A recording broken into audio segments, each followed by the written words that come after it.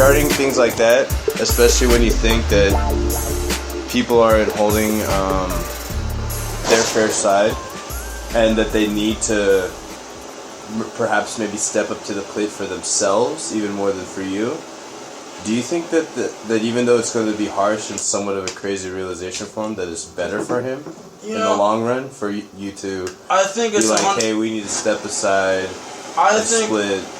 You know, in my personal situation, just so any listener kind of gets where we're coming from, for me and my brother, it would create a tremendous amount of ability and, I guess, real-life situations where he would learn a lot of the skills he needs to do on a repetitious basis. That's what I was sort of thinking. Like, as bad and as angry as he might feel about that situation, in the long run, it probably would be beneficial, maybe. Plus, you cover your bases. I'm still going to give him multiple months. Right. I would still be more than willing to, if I had to be the guy, pay my first and last, move myself and my stuff to an alternate location if my brother, who is maybe slightly less adept at finding his own place to live and all that stuff that I've just done for him for numbers of years, he would at least have that comfortability of neighborhood, location. There's not like, man, I gotta go talk to these people and find a house. I mean, because it's not something he really likes to do on a daily basis. Nobody even likes to do it, but this part of real life, I remember when I hadn't done it and then I finally had to do it, I was like, this is like a whole nother world. You know, it's... You have to go hunting and you gotta find and then you gotta look at the stuff and it's all this extra work while you have work just to fucking a lot of it is just coping, because as you know... Yeah, it's coping, definitely. When it comes to getting your place, I mean, part of the reason why I would have no problem doing it is I've literally have good coping skills, and while I may be a little adept to understanding the process of things very well, like whenever it came to this place, you remember that, they told me I could come look at it. 10 days goes by where I was in sparse contact because they were going to give it to their friend where I live now, and basically come like the 26th, I pretty much told them, like, look, I got another house, but I really want your house. I'll move in and take over your lease for us. That's something I can do. I was like, I don't mean to pressure you guys, but I do have a family and dogs to consider here. And while I wasn't necessarily stressed because I knew I'd ultimately get a place to live, it was definitely like one of those things that another person with similar circumstances maybe would have just been completely, I guess, jazzed by the situation and come at them in a way that they're like, I don't want to help you out. Yeah. But whenever I'm like, look, I've been talking to you all month, I'll take over your lease, and there's like a certain way to go about it, they'll be receptive to you. And finally, she understood, like, yeah, if I don't take this guy's offer, no matter what my friend says, I might be stuck. Maybe shit out of luck. But I gave her the space. But kind of back to like whenever you make your go your separate ways, whether it be with a sibling, maybe it's an ex, or maybe it's even your own family because of the way they depended on you, depending on your situation. I do think that separation does cause scenarios which people do have to learn new skills just because humans do adapt. Do the human beings in question probably have different stories based off the support they get during the times of change? Always. 100%. Everyone has a different opinion. I would say that would be the number one case for me. I do come from a situation that I was alluding to that support will be necessary. It might not be 100% financial, but like I said, it could be as easy as if you found another roommate and he could split the bills at our current house, then hey, that'd be a Would you dip immediately? Let's say... And hook me up with that side of the round. But if he, and I didn't mean to cut you off there, but this was sort of just adding to that point. If he found a theoretical roommate just like today, and he was like, hey man, my homie would like to move in, he's willing to do this, and you'd be like, hey, would you drop it on him right now? Obviously. Are you feeling like that? No, obviously, if I was feeling like that, he'd have the 30 days and I wouldn't give a shit. Got you. I'm still a human being here. If I really... human beings can be mad or feel like they've been fucked up, but thankfully for me, even though my brother can do certain things that make me question both from a professional and maybe maturity standpoint, it still isn't one of those situations where he tried to sleep with your wife, or like one of those, like one of those cardinal things. Yeah, he didn't fuck you. Yeah, so it's you just feel like he's not coming up to par. Yes, or bringing the same. And at our age, and it's not necessarily something like you said. It's not something that I need 100% for myself. It's more or less just in the big picture thing. It's like I don't need to be around things that are stagnant. It's not necessarily my place. Wow, that's exactly how I feel. I'm cutting a lot of people off, dog. It's not necessarily. Obviously, it's a sibling, so it's just easy to move on to my own slightly different digs, and I can always still be his brother and his friend. That's never the issue. But for me, it's like, dude, at the rate I'm going, if I let somebody live with me like that, I'd be 2 houses down the road, and I'd be like, yo, I know our house is fat, but you got like $400 for me like that, or like you want to buy me out, brother? Type shit. Well, not even buy me out. I'd be like, yo, I'm living here at this fat pad, and you're basically just riding my coattails. Like, there's already some of that, but if you keep moving in a direction and somebody stays stagnant, it's not like, oh man, we help each other out. It will legitimately 100% be somebody is riding your coattails. Yeah. And that's not necessarily fair to them, because if you ever were to just, say for me, it's not like I'm looking to get married and have children 100%. Filipino Guy never wants that shit. But let's say that. Let's say the situation arises where, hey, I'm in my 30s and a chick walks by, and, that initial jolt that I've never had that people swear by. The penis tingle where your dick makes a full 360. Not that. There's lots of girls who make the penis tingle. Thankfully. No, you mean like someone who sort of takes your breath away and you feel nervous and you can't talk to them? Yeah, just like. I don't necessarily believe in 100%, but I believe that cliche, like, rush feeling is somewhat true because of the amount of people that say it. And I've had friends now that were getting old enough to where they have been in my situation in college and, like, have a girl walk by and they're like, damn, I gotta investigate this shit. And not investigate, like, I'm gonna go find her on Facebook and see if she's got, like, all this shit going on. I mean, like, legit go up and talk to her and answer if she wants to go out, like, right away. And half of these guys, and even myself, I'm not necessarily overly cautious with women, but I don't like getting caught with crazy chicks. I do my homework a little bit. And these are the type of dudes that are like that, and they'll see that chick I'm talking about, that initial rush feeling, and drop all sense of inhibition and go up straight up to him and be like, I don't know what it is, but I'd really like to take you out. And most of these girls know when a guy means it in like a sincere, like, I don't know why I'm asking you kind of way like this, but I feel it, or like, hey, you want to go get a drink and fuck kind of. Most of them understand that, I would say. Definitely. Did you do? Oh, no, just keep yeah, thank you. With my biology background, I would say that it's like a cascade of hormonal reactions that are like more intense than normal. Because people seem to fall in love that same type of way several times in their life. Yes, right? They get divorced, and then they feel strong enough about someone again, even through that pain, to get married again.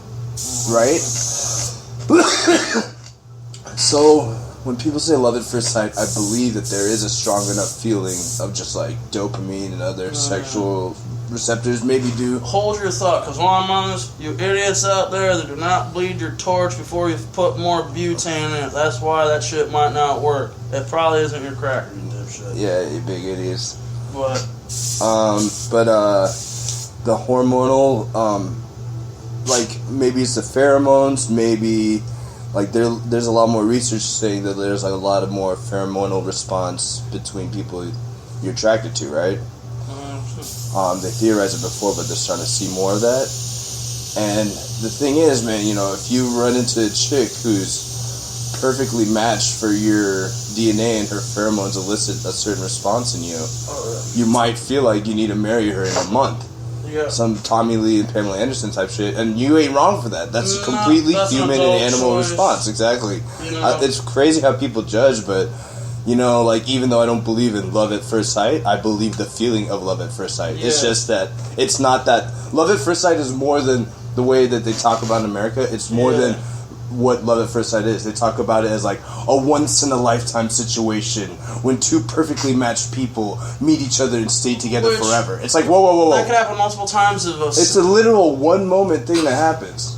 or like an obsession. Mm-hmm. I sort of have it right now with some chick. Actually, I hate it. You know, I have not been obsessed like that in a long time, and it may be unhealthy because of the way I go about it. I mean, I view any serious relationship as a business proposition, and it's not necessarily something I try to go in and like overdo, and I would never tell a chick face to face right away this, because then they'd obviously think something's wrong with me, which very well could be the case in a sense. But that's why you're perfect for the show, bro. But in this sense, and I'm not talking like we went out on 3 dates and I'm trying to bang your business proposition. I'm like talking like we're talking about moving in and all that shit. Whoa.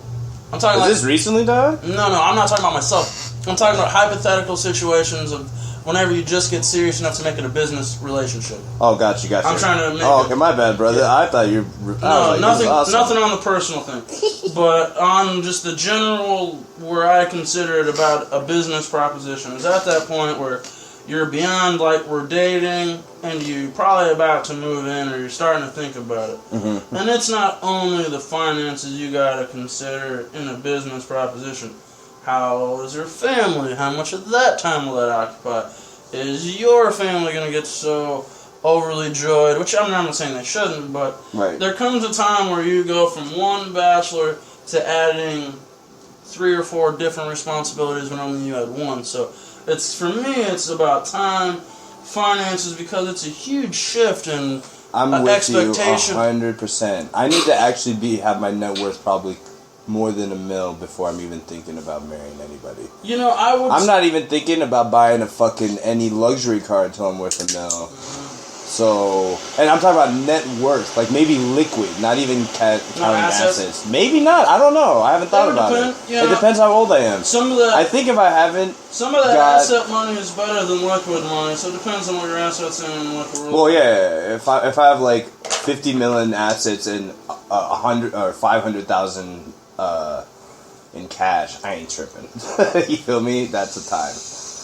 Especially if it's raking in. Even more realistic, you could have $3 million in real estate holdings and 500,000 cash. I would think. Yeah, I wouldn't even want that much cash. Most people that have 50 million in liquid assets, in assets, would have more than 500 in the bank, just because of the logicalness. But I know people that have like 3 million in real estate holdings would probably have a couple $100,000 in the bank. Right. But the equity in their cribs, the cribs themselves.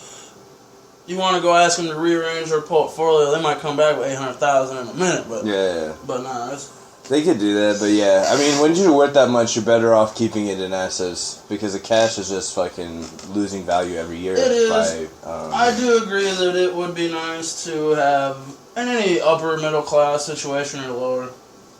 I'm into some class. Obviously, you wouldn't be lower class or you'd be lower class if you're below this, but I would think everybody would like to at least have 1 or 2 houses, a couple cars, and maybe $100,000 in the bank, I don't think most people ever get anywhere close to that, sir. No, that's the thing is expectations falter. I mean, if you look at the GDP of America, the disparity between the top and the bottom averages out that every American, which is 320 million of us, due to the top half of the country, not even top half, the top 10%, 5%, they would average everyone's bank account, if you were to check the GDP, which is usually an indication of wealth in a country. Yeah, one of the bigger. Obviously, ours is so top-heavy because we all know that between all the overtures of the 1%. I'm not one of those people that thinks these people should be taxed to death or have their money taken from them just so we can redistribute wealth. I think it comes... Yeah, some of them are good people. Yes, but there's no Carnegies chilling around these days. I mean, that's... Even Carnegie's pretty dope, dog. He hooked it up with the knowledge. Yeah, well, he was like the first big-time, American pioneer that really gave to philanthropy in a big way. He gave all of his shit away by the time he died. That's the real type of nigga. But you're right, you're right. I mean, his wife knew that if they gave away his almost 400... Yeah, he had like a $400 million fortune that his family still got to keep like 40 million of. His family's still well set off and has trusts and they always are going to be like a royal. Yeah, but I think he gave 95% of his wealth or some shit like that. Yeah, but what he did though is, even if you were to leave the net worth that he left, which from what I've read is anywhere between 15 and 40 million, if from the late 1800s to now you times that by 8, his estate would still be on generational wealth that did not have to work. Never. I mean, he still left more than enough money. Never. He didn't aspire to be like the Rockefellers, where there would legitimately have to be. Did. I mean, they have enough generations of wealth to make it till the next dinosaurs walk the earth. I mean, I use that. Yeah, they might be able to hold on forever. I mean, because they're probably still making money just off of investments. Annuities. Bonds, you know how many fucking holding companies that are there? I mean, Jesus. The thing is that's the one thing where most people don't understand how Bill Gates is such a shadowy figure in his finances because of all his holding companies. Oh yeah, you know how much money he's made? I heard he's making more money now than ever. I was reading this report on it because of his side guy that buys all his real estate. Dave threw me this report. That's stupid. And he's buying everything. I think all Holiday Inns, shit like that, are really Bill Gates' now. Shit like that. He's buying everything.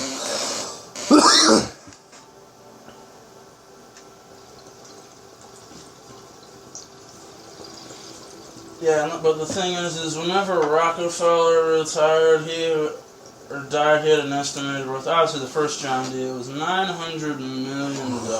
Yep.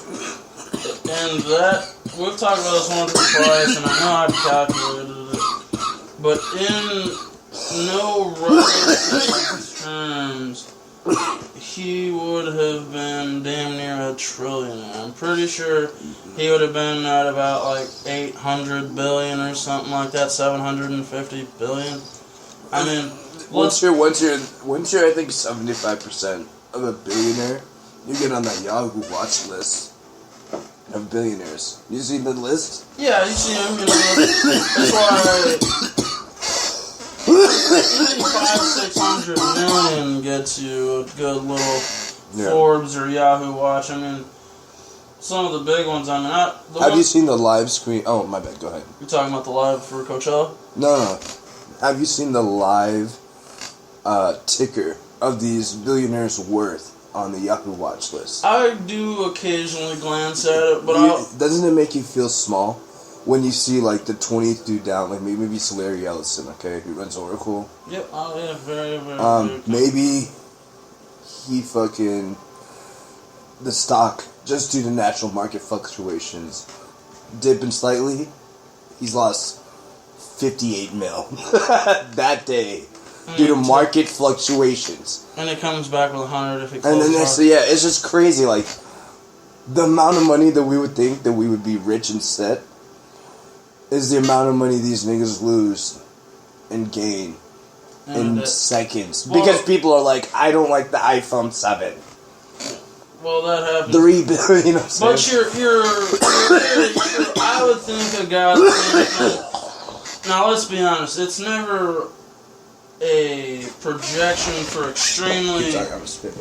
people extremely in poverty winning the lottery or coming up even on NBA contracts and becoming rich has often, seemed to be not that great because they've never known how to handle any sort of money. And we're talking people that maybe grew up in the projects or had government housing or maybe just they only rented a house, their family never owned a business. We're talking lower middle class or... I think Justin's good. Oh yeah, we're going to... Alright, yeah, we'll stop.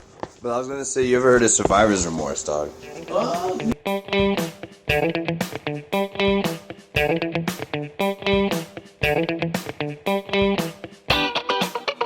So survivor's remorse? And they have a show about it, I think on Showtime. It's about you make it out the hood, but you're still surrounded by people, your family who haven't. And your homies, everything you know. And you feel bad that you made it out. So you keep throwing them money. They can guilt you into anything. Homie, you made dog, you just made 20 mil last year, dog. I need 10 G's, man, to get the fucking whip, bro. But they'll ask for more than just the 10. Every time. The thing is, that's what happens. And there's a lot of people who talk about this. If you look into reports by NFL, NBA players, their entourages kill them. Because it's so deep. Because they're so deep. Because they had so many homies, no one thought they were going to go out. And these fools supported them when they realized they had the talent when they had nothing. You feel me? Yeah. Right? How do you think Allen Iverson spent all his money? That nigga didn't gamble and drink that away. He had people holding him up in Virginia, bro. He went to fucking jail. People who threw down took charges for him and shit. He had a lot of issues, though, partly, with the bad investments, but what a lot of people don't realize about... God bless AI, man. What a lot of people don't realize about Allen Iverson is he was always such a troubled player that Reebok and several other people set up an annuity for him in his 40s where they took half his money and legitimately told their guys whenever they were going to market this guy, look, he comes from a rough background. There is no goddamn way he's going to handle first-time wealth. Yeah, he's a beast. So that's why he's got 30, 40 million coming when he's 45. I love AI, and thank God he's in the Hall of Fame. He's a beast. Is Justin here? No. Well, I just carry it around. That's how this shit goes. Yeah, that shit's real, bro. Yeah, with AI, it's crazy though that he did blow a lot of his money, but he got a little bit back. I guess he's got floating money. But the big thing is Reebok has him 30, 40 million chilling, coming in his 40s. Maybe when he's 50. I think it's when he's 45 or 50, something like that. Yeah, it's pretty soon. Anyway, dude, AI is a fucking beast. What would you rank him in your fucking top 20 all time? Yeah, he might be a top 20 greatest player of all time. I mean, I think he would be higher if he had more prime years, but the thing is, he really only probably had 4 prime years. What do you mean? What do you think robbed him? I think he had several tumultuous relationship with Larry Brown curbed that. I think after the 2000-2001 finals, realizing that they were a good team, but whenever they let some key players go in Philadelphia, and kind of just gave him 2 years where he just kind of was just the only guy on the court, maybe he kind of undermines his talent. You got to think those years. Definitely. I would consider... Actually, I think he got robbed even more because I was watching this... This thing that by Stephen A. Jackson that he was talking about Iverson going to the Hall of Fame, but then I took that same mentality and then I put it on all those years he played with Larry Brown and how it could affect his stats and his shooting percentage. So his shooting percentage isn't too high, but this is what would happen. And he said Stephen A. and he showed Stephen A. and Larry Brown this in a practice because Larry Brown started getting at Iverson. They're running their shit, and he's like, Iverson, why aren't you just running the play, right? Why aren't you running the play? And Iverson looks at him and Stephen A. who's there, and he's like, Stephen A., what, this is how we run the set, right? It takes about 8 seconds for us to get over half court, right? So I inbound the ball into Eric Snow. Eric Snow takes it up, passes it to Aaron McKee. 16 seconds left. Aaron McKee passes it to, what was his name, George Lynch or Tyrone Hill. Tyrone Hill then passes it to Dikembe, and then it's out to me. I have 5 seconds left.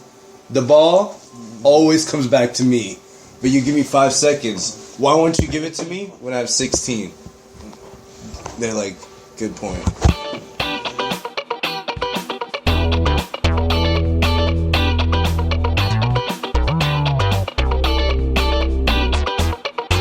So I told my homie, I was like, oh man, my homie, he told me I should edit, and I had to politely decline him, and I was like, God, it fucking sucks, man. I was like, if it was anyone else, I would have yelled at him. I mean, don't fucking tell me what to fucking do. Nah, but I appreciate, dude, your feedback is always well appreciated, you know that. Definitely. But all the people who heard it love the rawness. 100%. You always gotta stick to what your show is. Exactly. And it's sort of raw. I mean, it's called the Psycho Pshow. Have you seen the cover art? It's pretty crazy. Yeah, you did show me that last time. Yeah. I put it, it's on Stitcher already. I'm just waiting for it to get on iTunes before I put up more shows. Or that's not a bad idea. Yeah. I'm probably going to start a secondary one with these ones. They're called the short show if they're less than 45 minutes. So there's another avenue. And then I'll also probably cut them into the long one. And maybe just add an extra show for those weeks and just put that in, see what people like, if they like that idea. They probably would. They're really raw because a lot of times if someone's going in, I'm like, yo, I explain what's going on, and then we go in like halfway in the conversation. Right. You know, I wish there was good enough people out there to explain what we just did in detail. But basically, if you ever split anything with a friend and there's a little extra, it doesn't matter if it's food.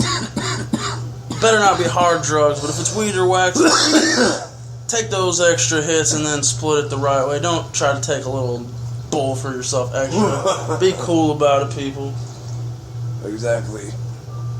Brothers are worth way more than money. Yeah. Family and people, or people and time are worth more than money. Pretty much the only things. It was great. I'd rather tell you that I'm sharing a point. Experiences. Yes, experience is cool, but it is worth for me $10 to say and know that I split a 0.3 with somebody. I don't need it. Just the fact that I can say it and share it is worth probably 20. You can add a double onto it, you know. That's why you my nigga, my man. And you know how to do the same right back. I mean, there's been a lot of times where there's something questionable. We're like, dude, you didn't fix it. No questions. But that's only fair. You can be a righteous. That's just because we ain't no bitch niggas. You can be a righteous dude and still need to sharpen the pencil every now and then. It's only human beings, you know. It's kind of that stagnant thing we were talking about. You should go. I need it. Yeah. While you're still up for more depth, I should keep the rotation going. Yeah. While we're at 100%. It's only fair. Do you have anything to drink? Yeah, I have some water. And some tea. I'll go grab whatever's there. Damn. So me and my homie were talking yesterday, and I'd love to hear your idea on this. Claire Underwood or Halle Berry from Swordfish.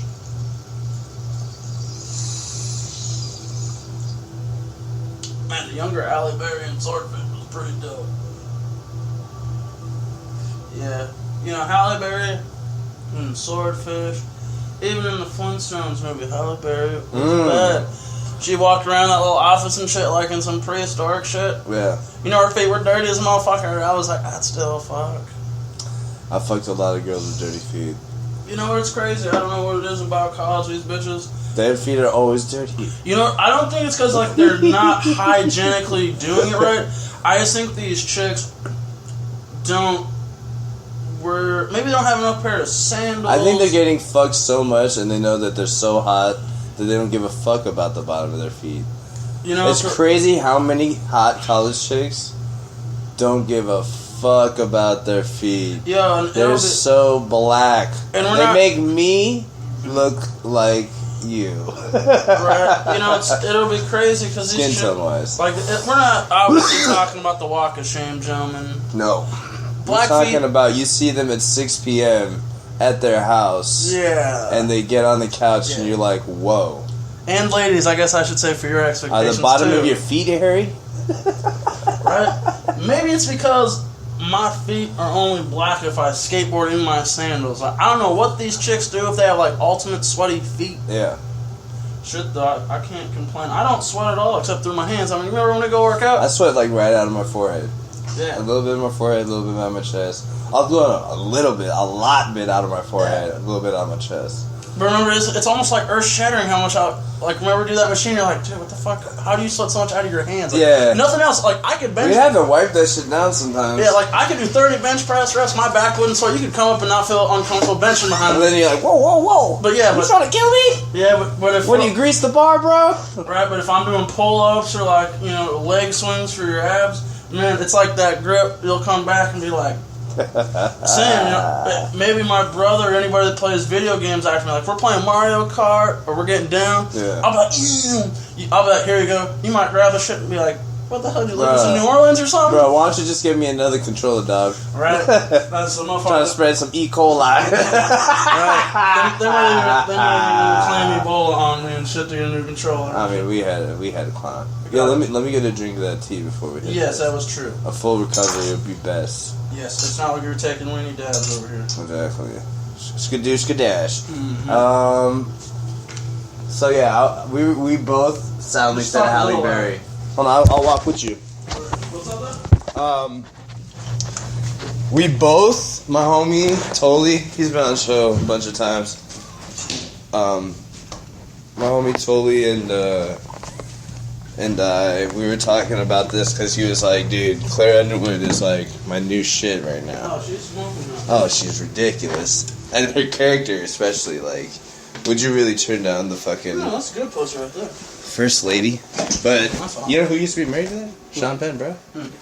Sean Penn used to smash that. You know, I feel terrible talking to her about it like this, because she's an amazing actress, and please don't feel like we're, like, chauvinistic pigs. Like, and Sean Penn's generation, you know, Charlie Sheen gets a lot of the credit for being, like, a Hollywood playboy, man. Sean Penn is being more high-end pussy than Charlie Sheen has, for sure. Oh, 100%. I mean, Charlie Sheen's hit some hot-ass chicks, but, dude, Sean Penn has been in the mix with, like, some... Sean Penn probably been in the game so long that he probably already hit transvestites, just hasn't been caught. Word. He like that type of dude. He's hit some... Bro, he fucking met... You know what makes him the hardest nigga alive? Actually, yo, Sean Penn, I take that back. Sean Penn, I take that back. You know what makes you the hardest nigga alive? And I'm so sorry I said that transvestite thing. I 100% apologize, motherfucker. You know what makes you the hardest nigga alive? You met El Chapo. Oh, yeah. And dapped him up. You said what's up to him. That's who he wanted. I mean, I would avoid that. And you came and you have way more to lose. You crazy, bro. You a real G, my man. I would love to just shake your hand. If I see you, I never say what's up to celebrities when I see them, okay? You would be one of the I would probably come to you and be like, you are an intensely remarkable man. Every time you do something, I cannot figure you out. I strive to be just as mythical as you. You know, it's great. Crazy. It's crazy. He has roles ranging from Macaulay at Fast Times. He's amazing. I mean, Reservoir Dogs. Of course he got Claire Underwood, dog. They probably still hit. He is such a good actor. He is like one of the only male actors that can make a brother cry other than Tom Hanks. Dude, Mystic River? Mystic River was like that. But that I Am Sam movie might have been the saddest movie I've ever seen. Oh, I haven't even seen it. I don't even want to see this. It's one of those movies you don't see because really hard, trying, mildly I'm gonna challenged mentally, you know, retarded. I'm gonna see it. He gets his kid taken away. I'm gonna see it. It was by far like, yo, that, and he was like a better parent than the mom who was like abusive or something like that. It was honestly. Oh, this sounds like my life. Dude, do you know what happened to my fucking family? Dude, do you know what happened to my family? Holy shit, that happened to my brother. Dude, but the thing is it makes it extra challenging because like the dad is a good dad. Sean Penn is a good dad, but he's mildly retarded. So like the court's like, I don't care if you are a good dad and she's a bad mom, you're retarded. So he has to go through like all these legal wranglings to finally get his kid back, and it's honestly like one of the most like heart-wrenching stories you could ever see because, you know, everyone in human life likes to see things that they could say, even though this is a gray area, I would pick this or that. It enables opinion, and obviously if this is a movie, so they really make it one-sided towards you pick Sean Penn. But in real life, even if this was like, okay, you have a dad with like a Forrest Gump-like quality, or a mom like Jenny, just for instance, and little Forrest is around, and she is an ex-whore drug addict. Even though Forrest has like a certain amount of like problems. Let me stop you right here. Let me tell you something. Have I told you about what happened in my family's divorce? Not if there was any claimings of like things of a Forrest Gump nature. Let me tell you what happened. No, I'm just gonna say it's similar. There's no retardation factor or anything. But this is what happened, okay? Yep. So when I was 17, after 2 years of like not talking and living in different houses. Or maybe no. My dad separated and then filed for divorce. Okay? And so he had the kids with him. They all wanted to be with him. My brother was like 2 years old. Oh no, yeah, 2 years old. And maybe even one. So whenever the divorce came through, like my mom eventually she like came to the crib and like tricked my sister and grabbed my brother and then ran back to their house and never gave back custody. So when the divorce really started the actual trial. Hold on, everyone.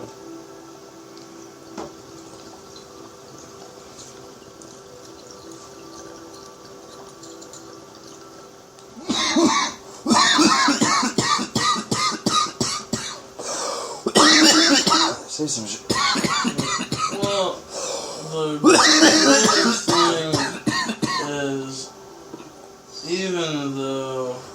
I'm just gonna say the similarity, okay? Oh yeah, no, I understand. I've heard some of the elements of the story, so all I can say is if we do continue that story, there is some twists and turns for the listeners. I definitely have a few aspects I would need to recollect myself, but from the few details of like how your sister gave up custody and it did take a little bit to get your brother back, you know, obviously there's some details. Yeah, she was young, and my mom's super manipulative, and my mom wasn't as harsh to her as she was to me, so for her, it's harder for her to say no to my mother.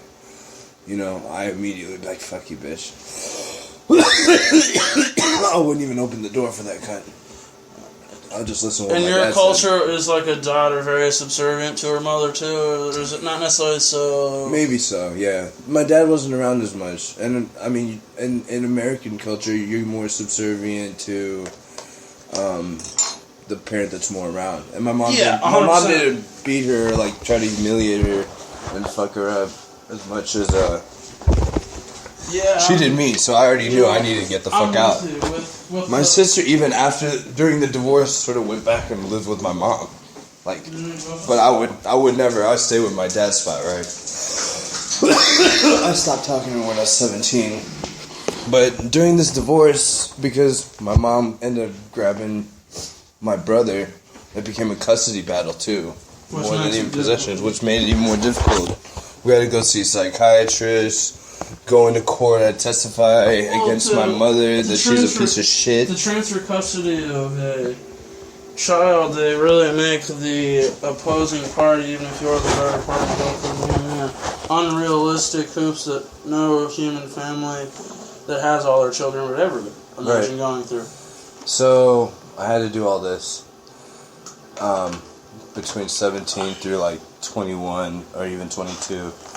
But my mom, none of the courts are built to believe the mother's side. So even though all the kids, they weren't worried about me and my sister because we were old enough to make our decisions. You were almost going to be 18. I was in college already, way before it was done. I was almost done with college. Yeah. And that's the reason I even went to ASU. I thought my whole time in high school I'd never stay in Arizona.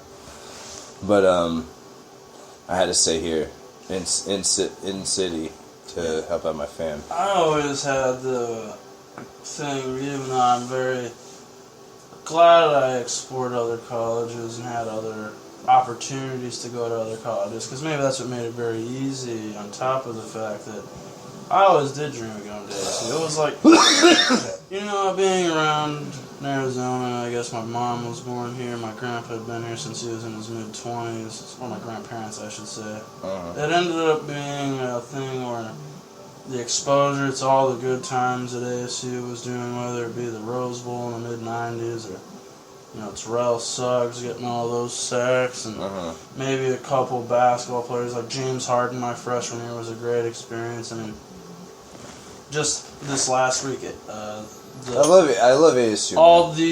All-Century Pac-12 baseball team came out in the past last week or two, and two of the guys that I was fortunate enough to meet and watch play at ASU were on the All-Century team, which was just, you know, in the late 2000s, Mike Leake and Brett Wallace. So I had a lot of good times at ASU as far as... Dude, ASU's dope. It made me who I am. I mean, there's some... That's why with it heavy. I mean, it's nice to go to a big school. I mean, it's nice to see, you know, the diversity. Because, yes, there is... But, dude, I thought I'd go to a bigger school. There's some ridiculous... I'm just saying, like, during the divorce, I thought I'd go to a bigger school. But I stayed out here. I had out my fam. I had to do all this shit in court and deal with it. So that's probably why I started wrestling. I didn't give a fuck. I was so against smoking weed because I thought I'd die because I have asthma. But, anyway, that was completely wrong. My outlook would have been completely different if I would have personally left. I mean, I would have still been very close to my family, but whenever you stay and you help your family out and you do certain things, it definitely adds to the resume. I mean, but yeah, anyway, the end of that story ends like I am Sam. That's what I'm saying. And my dad eventually got custody because my brother stabbed a kid with a fucking pencil. And did that erase like what's going on at home question so they find? Well, yeah, because my brother would flinch anytime anyone would come at him with a hug or something. So my mom was probably like beating him. Even like anybody like a friend or your dad or anybody who'd flinch, or was it just certain groups of people? Yeah, he still sometimes does it, but not really so much anymore. Which, this is only a few years removed, so he's still, by the time he's an adult, hopefully some of the behavior of your dad. He really doesn't do it at all, almost. Which is good. He just, I'd say like, he just... You were saying your new, well, not your new, but your dad's wife that's been in your brother's life for a while now is, starting to bring him around to the mother-father kind of complex again, right? Oh yeah, actually he calls her mom. Which is good. Because it's definitely, we all like to triumph stories like, I only had, one parent and I made a success of my stuff and all that.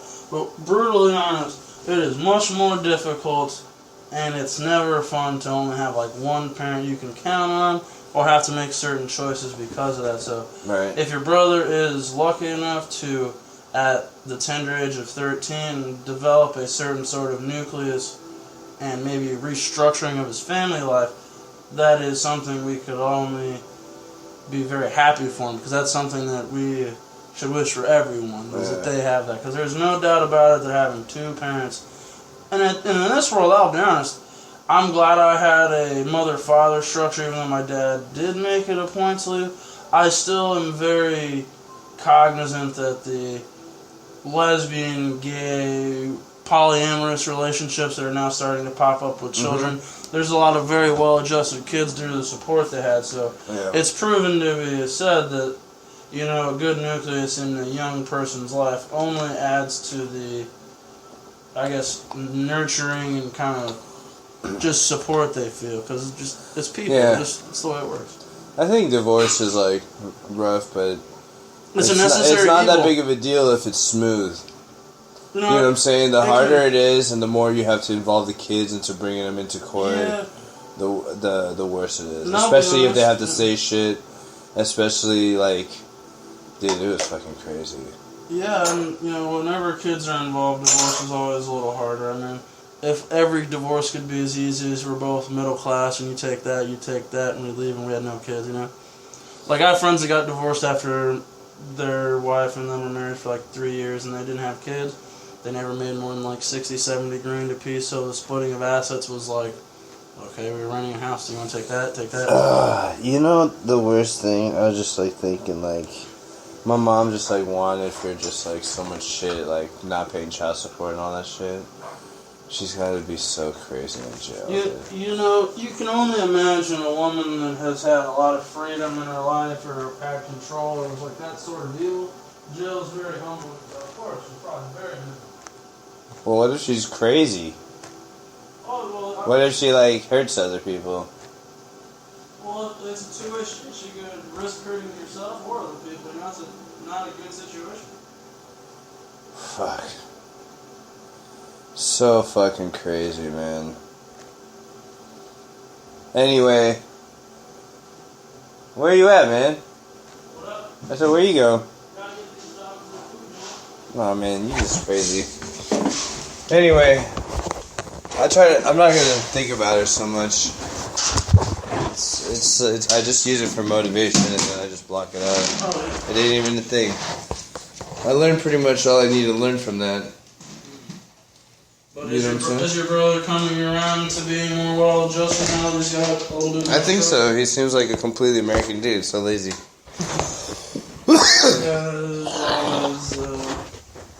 But maybe that's what just people do now. I don't know. Excuse me while I spit. God damn it. Clearing out the allergy mucus. Great. Certain colors.